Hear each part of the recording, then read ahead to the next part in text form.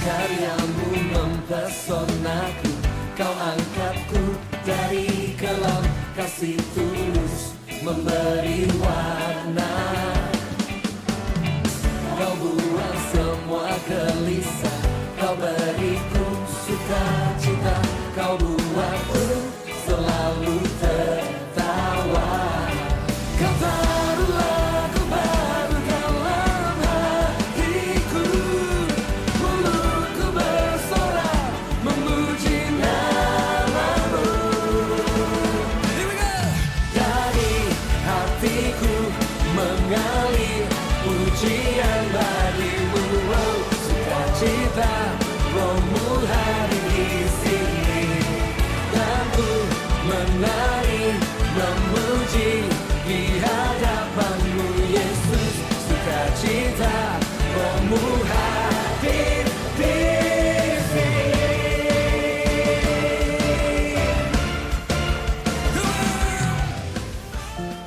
Shalom, bersyukur kepada Tuhan kita boleh sekali lagi beribadah. Mungkin kita berada di tempat yang berbeda, di waktu yang juga berbeda, tapi bersyukur kepada Tuhan kita boleh sama-sama beribadah. Mari kita persiapkan hati kita memberikan yang terbaik untuk Tuhan kita.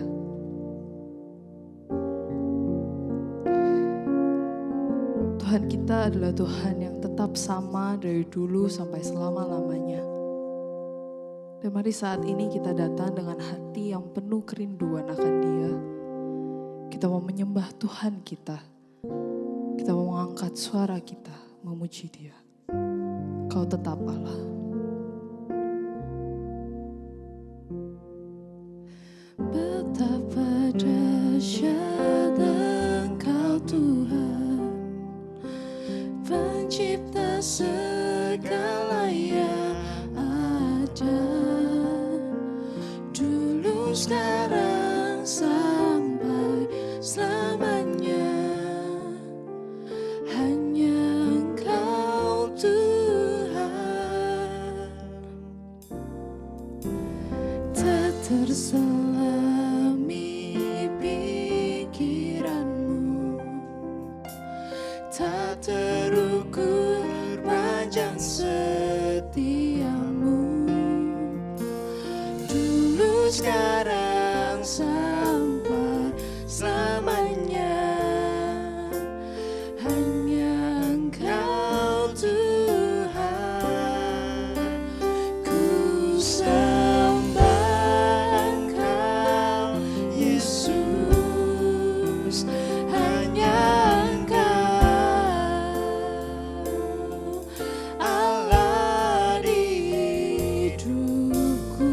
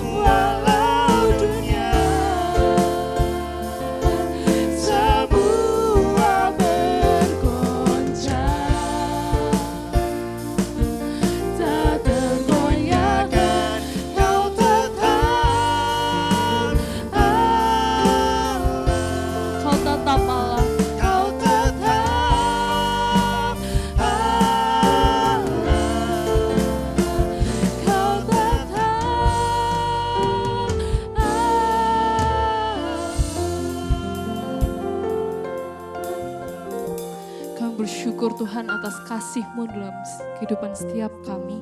Dan saat ini Tuhan sekali lagi kami datang ke hadirat-Mu. Kami mau beribadah kepadamu Tuhan. Layakkan setiap kami Tuhan, agar setiap puji-pujian yang kami naikkan, agar setiap hal Tuhan ini boleh menjadi kemuliaan bagi nama-Mu, yang boleh menyenangkan hati-Mu Tuhan. Dan kiranya melalui ibadah ini pun Tuhan, Engkau semakin disenangkan.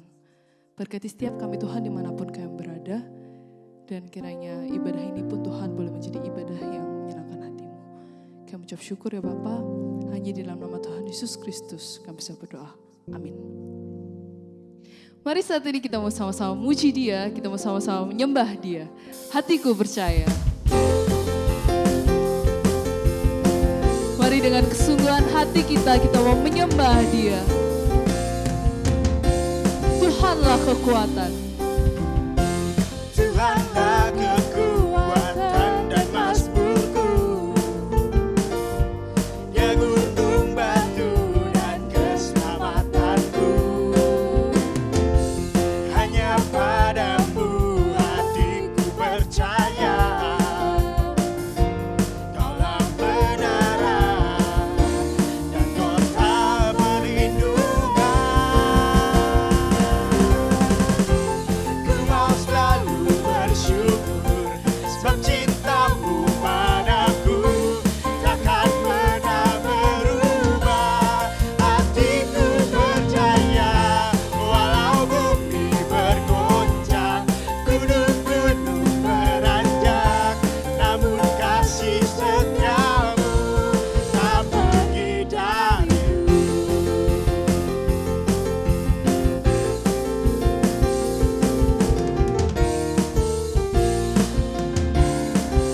Tuhanlah Tuhanlah kekuatan dan mazmurku.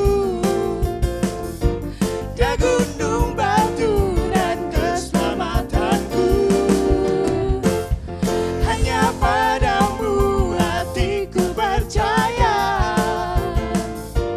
Kaulah kebenaran dan kota perlindungan. Ku mau selalu bersyukur sebab cintamu padaku takkan pernah berubah. Hatiku percaya walau bumi bergoncang, gunung-gunung beranjak, namun kasih setiamu tak pergi dariku.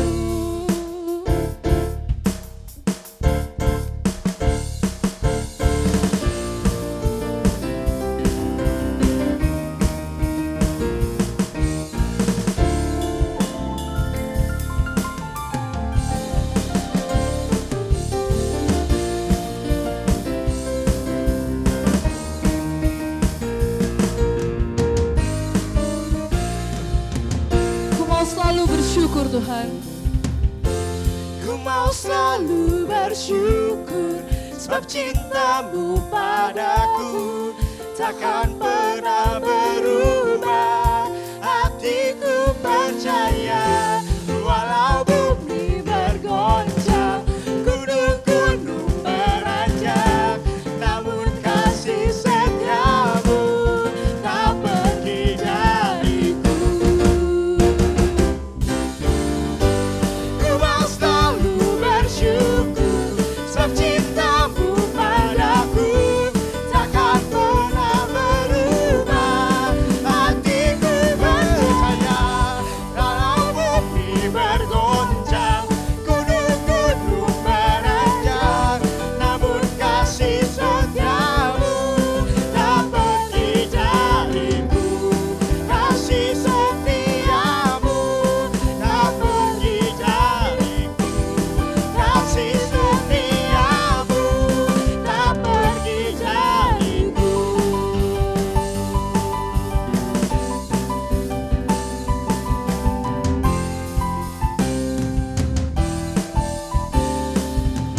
Biarlah segala kemuliaan hanya bagi Tuhan kita.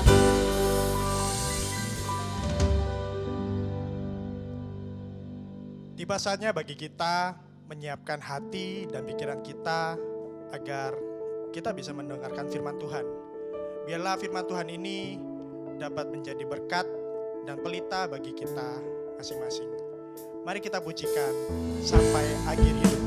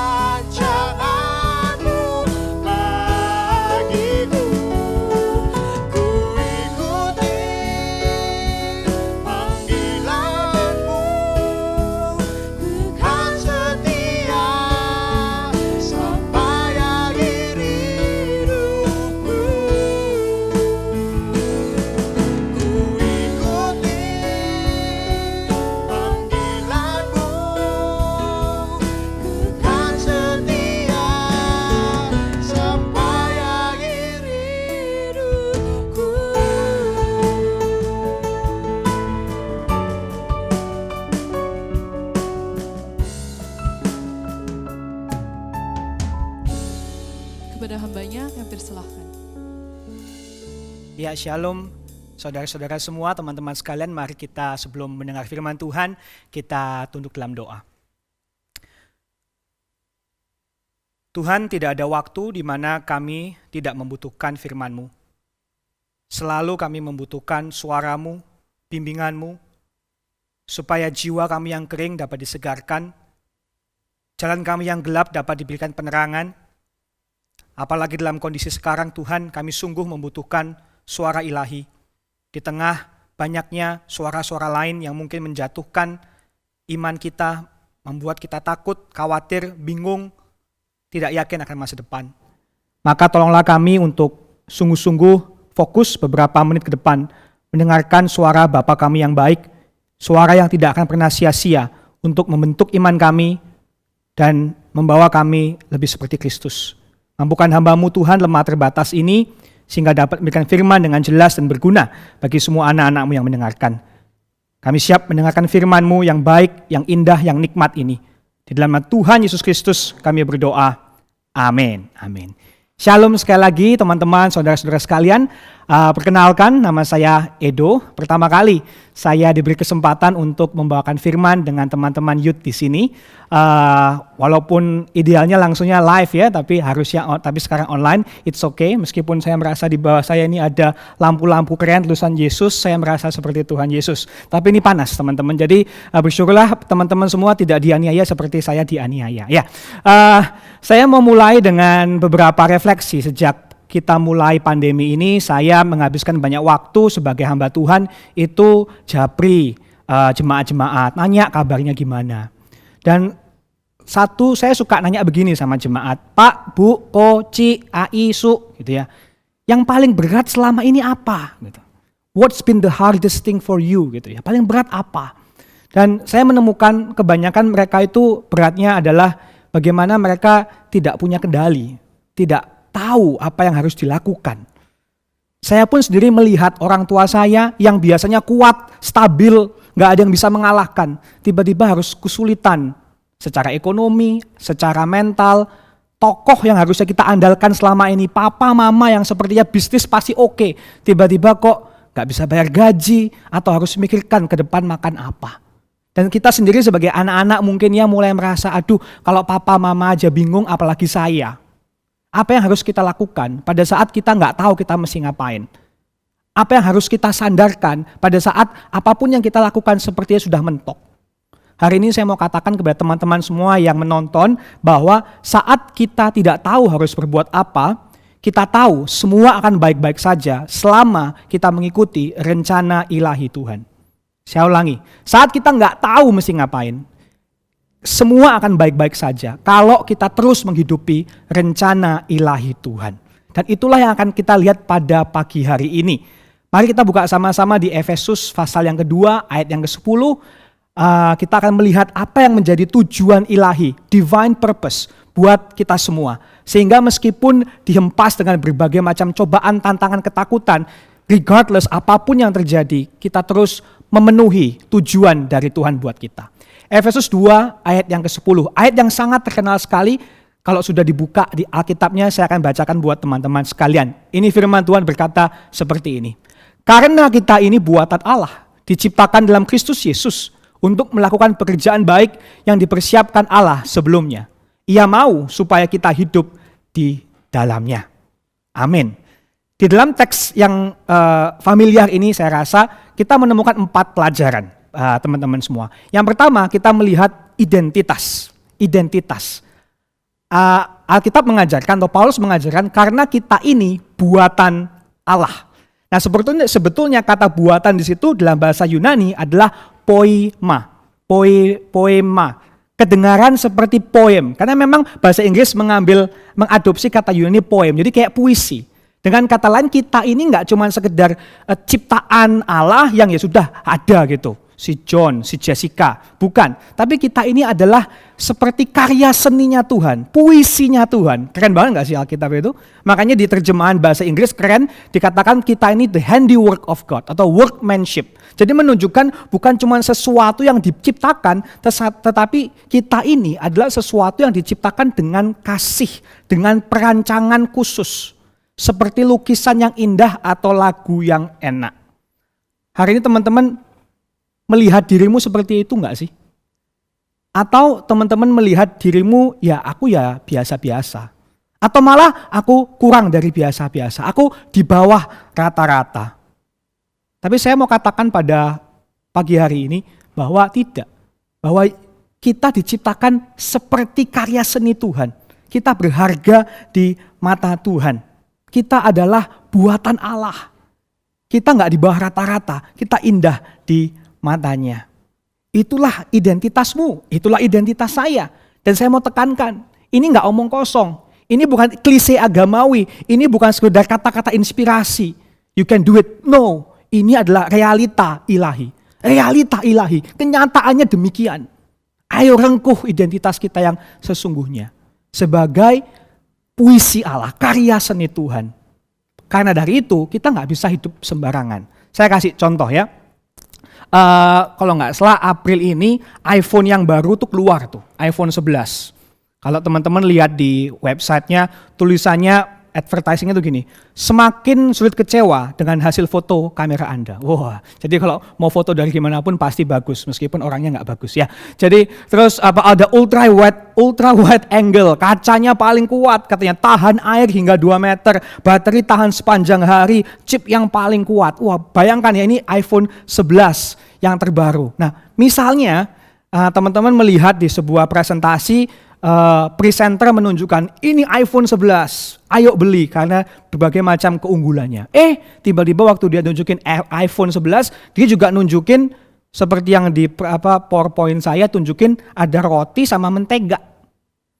Kemudian iPhone itu dicelupkan di mentega itu, kemudian dia mulai menggosok-gosokkan mentega di atas roti dengan menggunakan iPhone sambil berkata, lihat bagaimana kita berhasil meratakan mentega ini di roti, bagaimana kelembutannya sempurna, rata ke 4 sisi. Wah, bisa bayangkan kalau presentasi iPhone berubah menjadi show masak enggak? Bagaimana respon Anda kalau melihat seperti itu? Mana message-nya? Enggak mungkin lah, pasti enggak mungkin tanya mana message-nya, tapi wah pasti protes, enggak terima, komplain. Masa iPhone yang diciptakan seindah, secanggih, sekeren itu dipakai buat ngoles mentega? Enggak cuman enggak pas, itu salah, itu bodoh. Begitu juga kita. Sama seperti pencipta iPhone, tahu cara terbaik menggunakan iPhone adalah dengan menggunakan sesuai desainnya. Begitu pula juga dengan kita. Cara terbaik menggunakan hidup kita adalah digunakan sesuai dengan kehendak Tuhan, pencipta kita. Justru kita ini paling bebas pada saat kita mengikuti rencananya Tuhan, divine purpose-nya Tuhan. Sama seperti ikan paling bebas pada saat berenang. Burung paling bebas pada saat terbang. Mobil paling bebas pada saat diisi bensin, bukan diisi boba gitu. Begitu juga dengan kita, paling bebas pada saat kita ikut Tuhan. Maka saya membuat kata-kata ini lumayan keren menurut saya. Kalau enggak ya enggak apa-apa, teman-teman kan enggak ada di sini ya. Kata-katanya seperti ini, makin ikut Tuhan, makin bebas. Karena kita enggak diperangkap oleh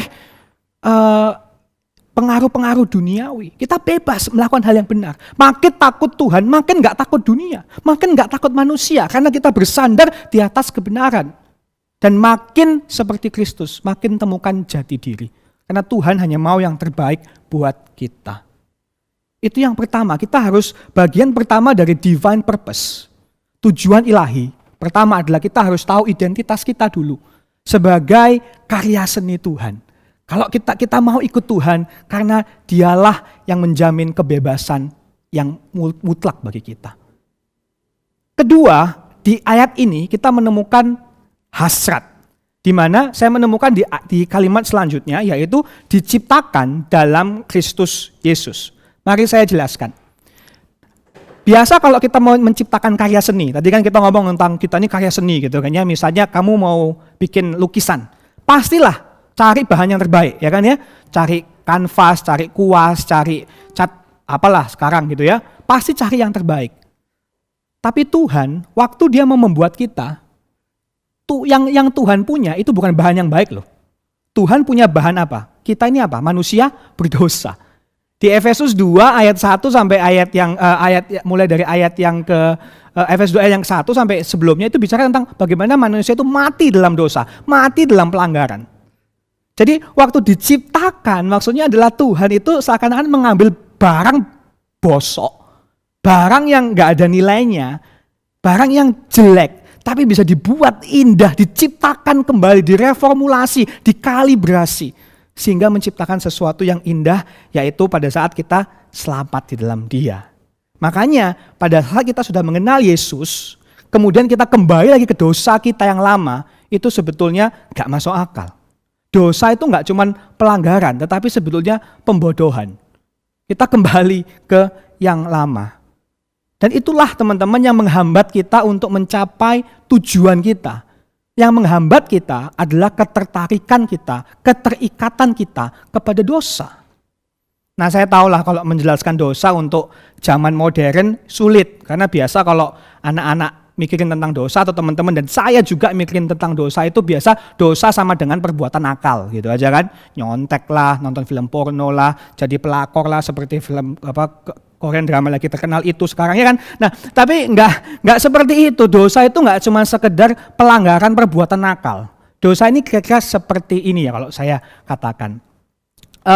Bayangkan ya sebuah ruangan yang penuh dengan boneka Disney. Wah, gitu ya, penuh dengan boneka Disney. Kemudian ada anak kecil namanya Abel lagi asik mainan boneka Mickey Mouse. Lagi asik mainan Mickey Mouse, kemudian ada anak kedua masuk ke ruangan itu. Namanya Kain. Si Kain dia scanning boneka-boneka lain. Di tengah dia lihat si Abel lagi asik-asikan main boneka Mickey Mouse. Saya mau nanya, kira-kira dari segala macam boneka, Kain paling mau main boneka mana? Kemungkinan dia pasti mau main boneka Mickey Mouse yang lagi dimainin sama si Abel. Dan nggak hanya itu, menarik ya. Kalau misalnya nggak ada Abel lagi enak-enakan main Mickey Mouse, si Kain pasti akan dengan mudah, dengan santai, pilih apa boneka yang lain juga banyak. Ada Minnie, ada Goofy, ada Stitch, ada apalah zaman sekarang begitu kan ya. Tapi karena ada si Abel lagi asik main Mickey Mouse, aku juga mau gitu kan ya. Aku juga mau. Mickey Mouse yang bonekanya tadi biasa-biasa, akhirnya menjadi luar biasa. Yang tadinya cuman satu di antara semua menjadi satu-satunya boneka yang paling berharga. Dan yang menarik juga si Abel mungkin dia akan bisa mudah, ya wes lah kamu main Mickey Mouse, aku main yang lain. Tapi enggak bukan? Justru karena sekarang Kain mau main Mickey Mouse, Abel juga tambah enggak, ini punya aku. Seperti itu kan kalau sama anak kecil. Dan itulah yang menunjukkan mungkin hati kita. Kita biasa menginginkan sesuatu karena orang lain menginginkannya terlebih dahulu. Pernah nggak sih teman-teman merasa seperti itu? Kita biasa pengen sesuatu, bukan karena itu baik buat kita, tetapi karena orang lain juga sudah punya. Aku ya mau punya itu, aku ya mau bisa pergi ke sana, aku ya mau punya itu, gitu kan? Dan kemungkinan hal yang kita inginkan itu baik, seperti nilai yang baik, mungkin uang, tahta, posisi, apalah. Tetapi karena kita terpikat oleh pengaruh dunia, hal yang baik itu menjadi ultimat, menjadi kalau bahasa Kristen, terutama saudara-saudara yang sering ke gereja, kita menyebutnya dengan istilah menjadi berhala kita. Itulah dosa sebetulnya. Dosa itu nggak cuma sekedar melanggar aturan, dosa itu membuat sesuatu yang baik menjadi ultimat, menjadi yang paling baik. Sehingga kita mengatakan kepada diri kita, misalnya seperti ini, kalau aku nggak punya pacar, hidupku nggak lengkap. Katanya, kata pujangga, cinta itu luka yang tertunda, semacam itulah ya. Kalau aku baru bahagia, kalau aku punya ini, punya itu. Hidup ini, dan hidup yang seperti ini teman-teman tahu kan, melelahkan dan akan menghancurkan. Indahnya dari Injil, karya Yesus itu gini teman-teman. Yesus itu mengubah hasrat kita.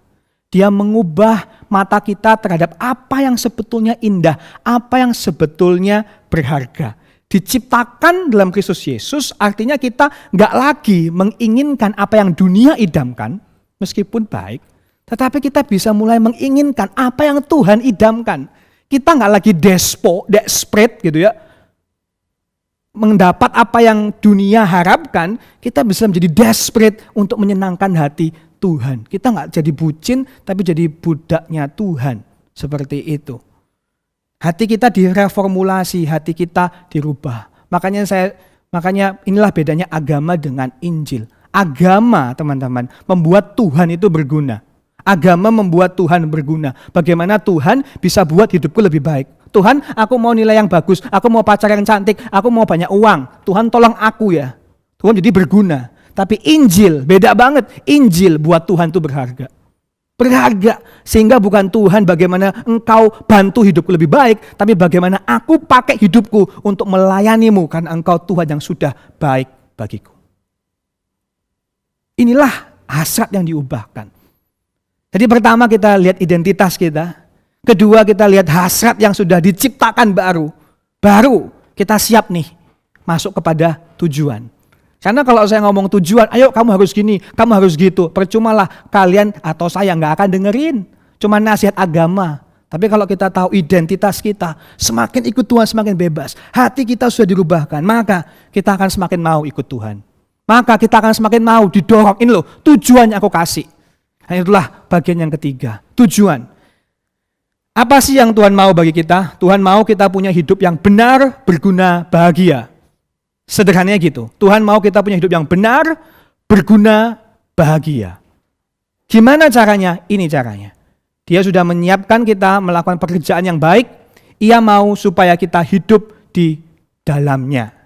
Nah, biasanya orang berpikir ini kan hidupku terserah aku mau gunakan seperti apa. Atau juga ada yang ekstrim satunya, udah aku gak tahu mau ngapain, aku ikut aja apa kata mama, apa kata papa. Nurut orang tua pasti aman, begitu. Tapi hati-hati, betul passion kita bisa menjadi petunjuk tujuan hidup. Betul masukan orang tua bisa menjadi petunjuk kita mesti ngapain dalam hidup kita. Tetapi jangan lupa, hanya Tuhan yang betul-betul mengerti apa yang terbaik buat diri kita. Maka apa sih yang dimaksud pekerjaan baik di sini?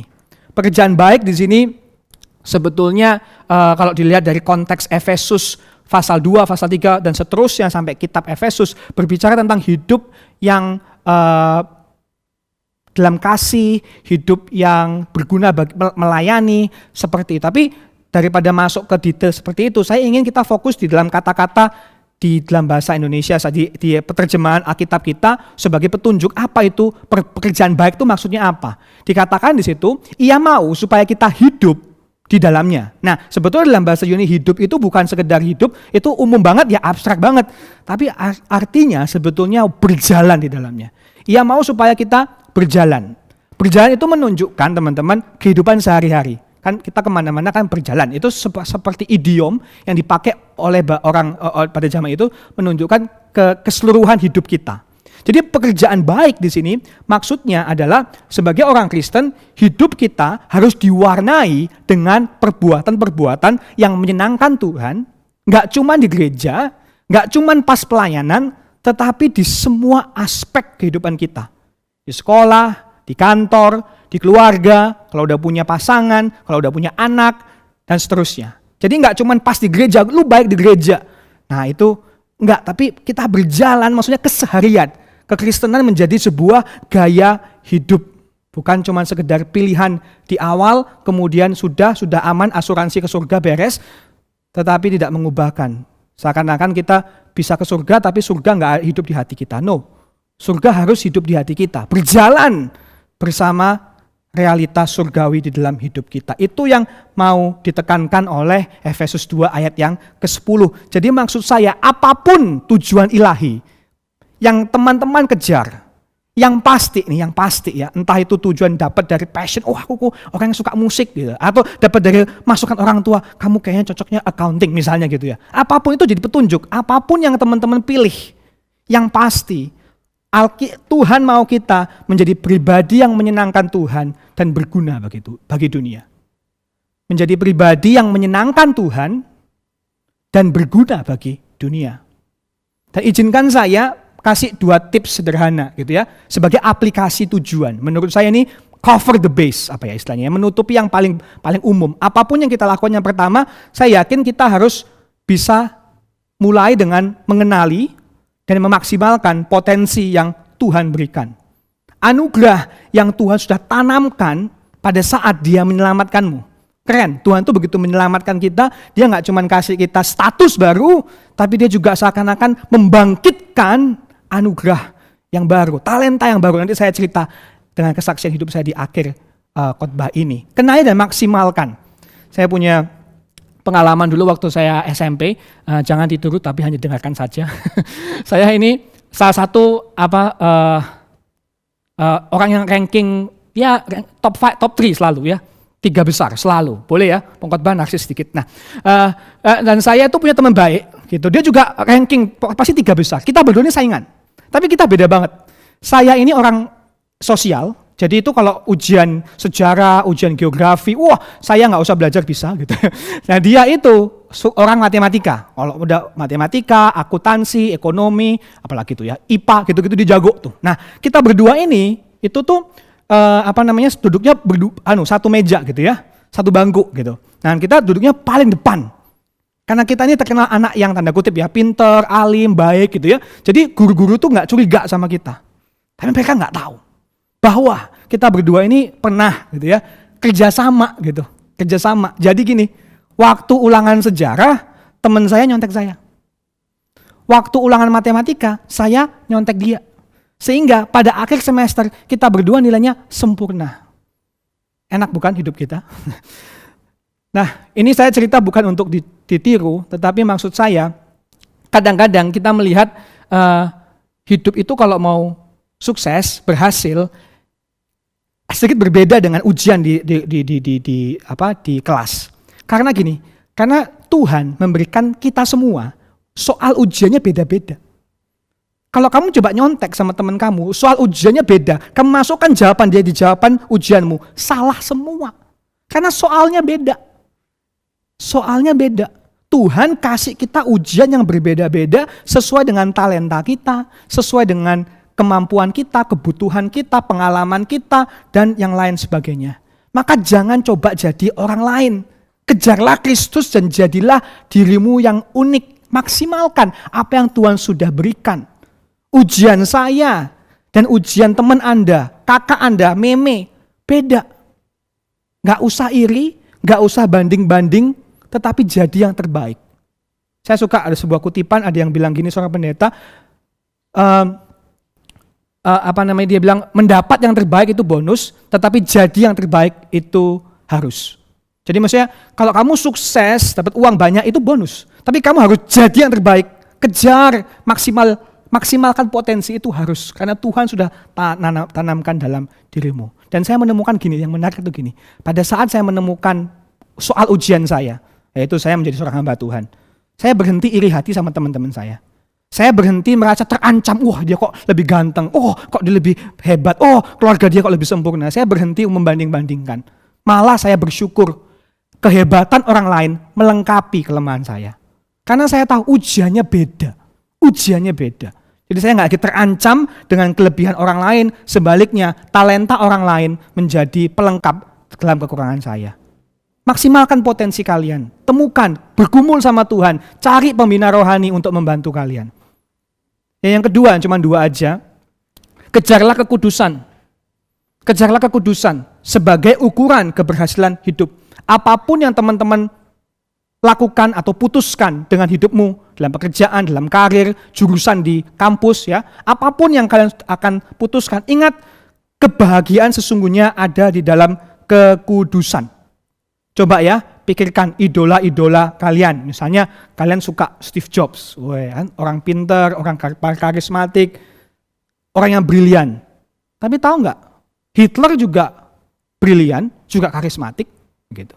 Mungkin kalian mengidolakan hamba Tuhan tertentu yang pintar, yang rohani, yang pemimpin besar. Tapi juga banyak orang-orang lain yang seperti itu, tetapi pintar, berkarisma, tetapi menggunakan hidupnya bukan untuk Tuhan, tetapi untuk kejahatan. Contoh yang sangat sepele deh. Apa bedanya superhero sama supervillain? Ini saya kasih gambar, ada Tony Stark, ada Thanos, ada Dr. Doom tuh. Itu kan ya. Semuanya sama-sama karismatik, kaya, pinter, brilliant. Tetapi yang satu menggunakan talentanya untuk kebaikan, yang satu menggunakan kemampuannya untuk kejahatan. Begitu pula teman-teman di sini. Kalau kalian sukses, berhasil, tapi mendapatkannya dengan cara curang, apakah kita bisa bangga? Apakah Tuhan disenangkan? Dan pada akhirnya dunia juga tahu kok teman-teman. Dunia juga akan tahu. Bisa nggak sih? Sekarang saya tanya teman-teman, bisa nggak sih kamu respect orang kaya tapi korupsi? Bisa nggak sih kamu respect orang pinter, PhD, tapi ternyata hacking nilai supaya dapat sarjana? Bisa nggak kalian respect orang seperti itu? Pasti nggak bisa. Boleh kita terpukau dengan orang ini kaya, hebat, sukses, pinter.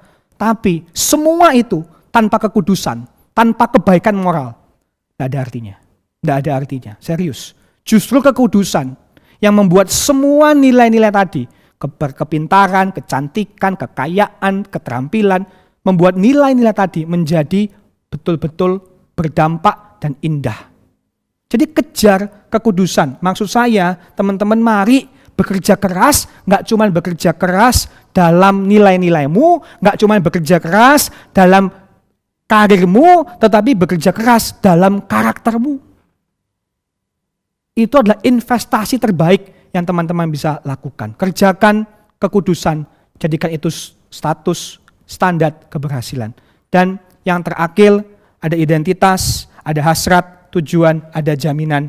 Pada saat kita mengejar semuanya ini, Tuhan berjanji akan ada jaminan pekerjaan baik yang dipersiapkan Allah sebelumnya. Pada saat kita sudah menemukan tujuan kita, lakukan.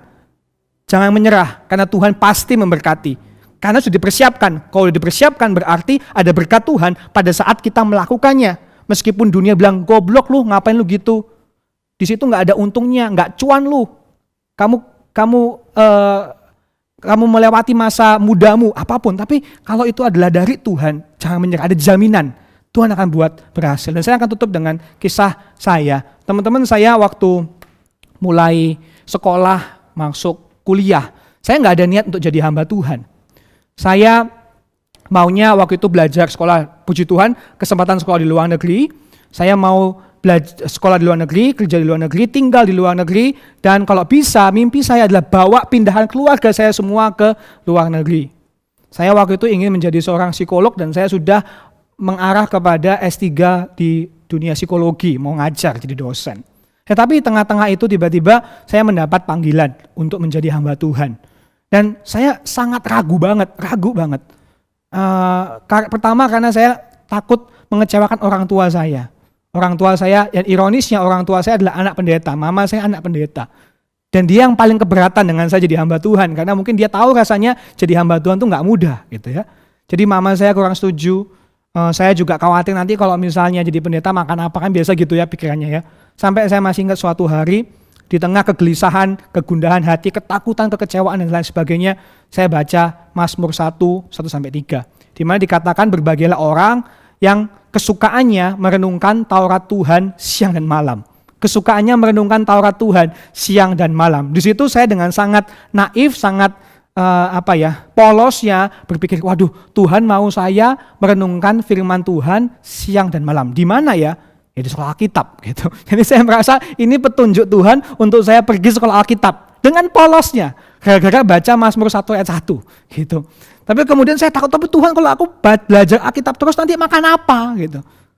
Ayat ketiga mengatakan, kamu akan seperti tumbuhan yang akan subur di tepi air, seperti buah yang akan berbuah pada musimnya. Dan ini kata-kata yang jadi checkmate buat saya. Semua yang kau lakukan akan berhasil.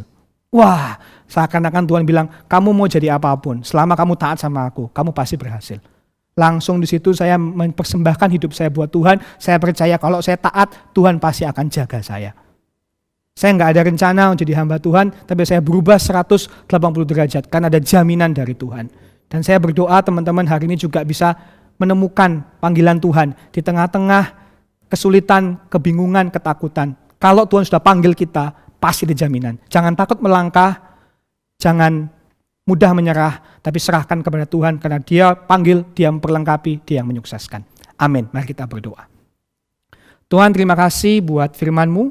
Biarlah kami bisa mengikuti panggilan ilahi yang Tuhan sudah tetapkan, sehingga kami semua bisa merasakan sukacita dan dipakai menjadi anak terang dimanapun kami berada.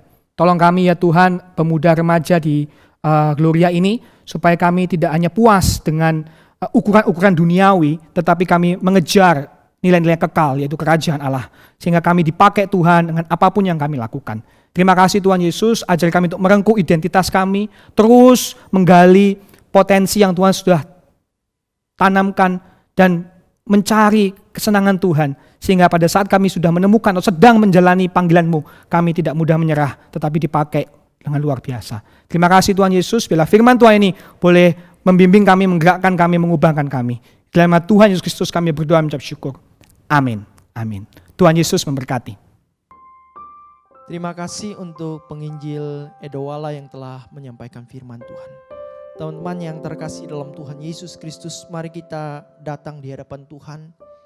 Kita membawa seluruh keberadaan diri kita, membawa segala jiwa kita, hati kita, pikiran kita, keberadaan diri kita, berserah penuh pada Tuhan di dalam doa syafaat.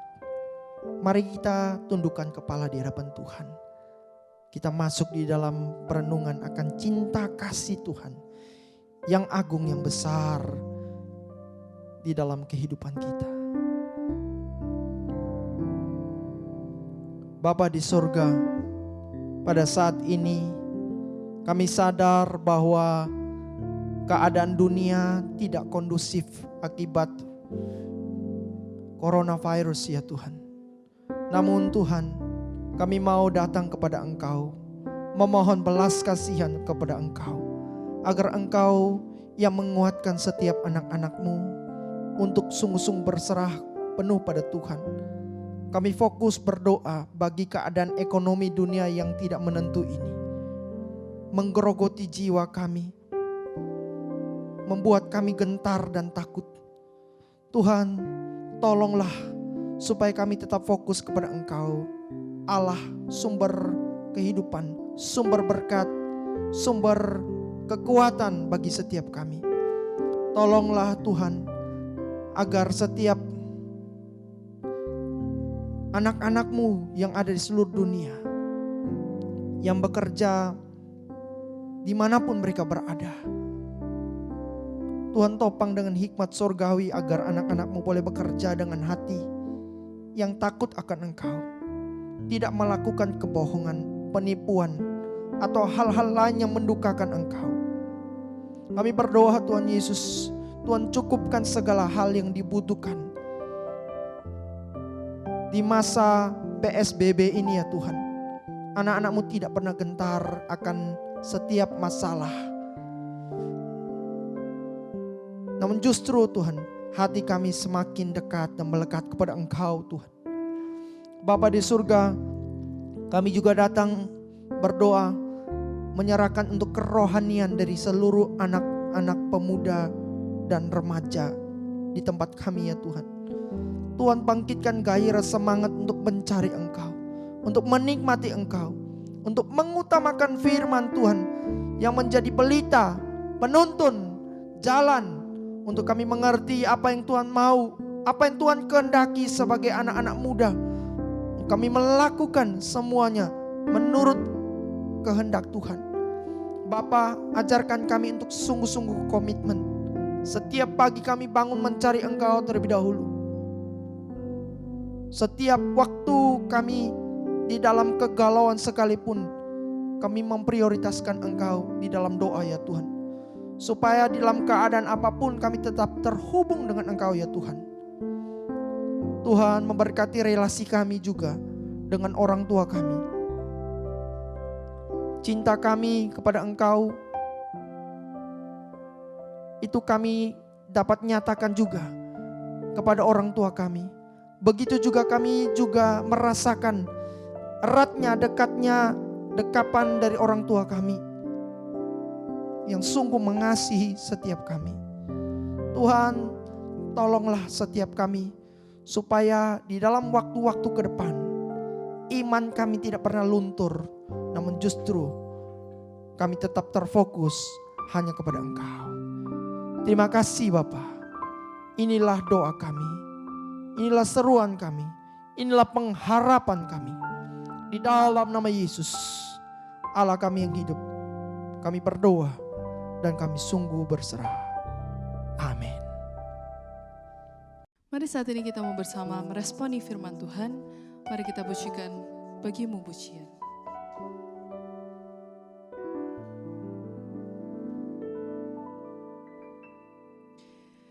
Ku datang padamu,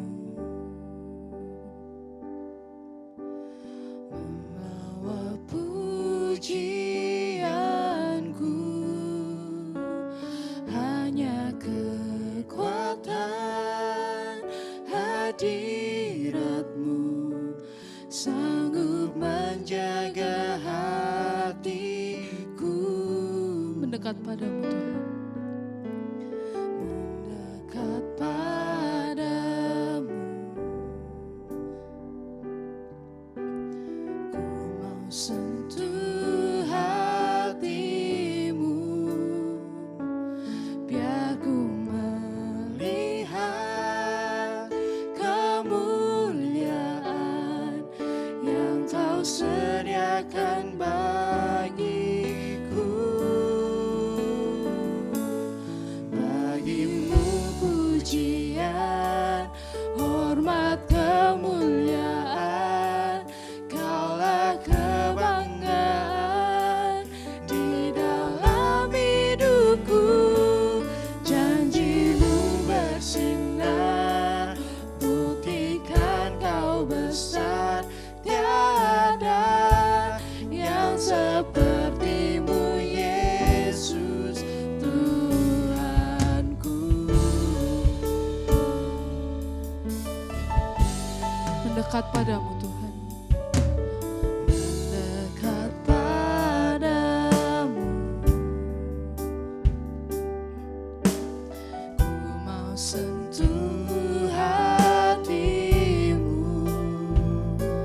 biar ku melihat kemuliaan yang Kau sediakan bagiku.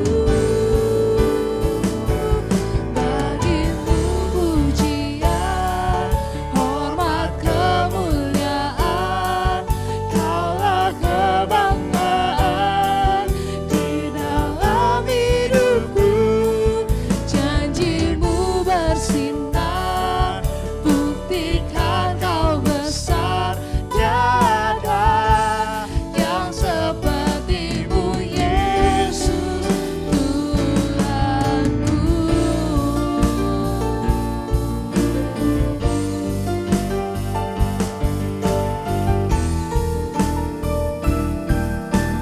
Bagimu pujian, bagimu pujian, hormat, kemuliaan, Kaulah kebanggaan di dalam hidupku. Janji-Mu bersinar, buktikan Kau besar. Tiada yang seperti-Mu, Yesus. Tiada yang seperti-Mu, tiada yang seperti-Mu, Yesus. Tiada yang seperti-Mu, Yesus Tuhanku.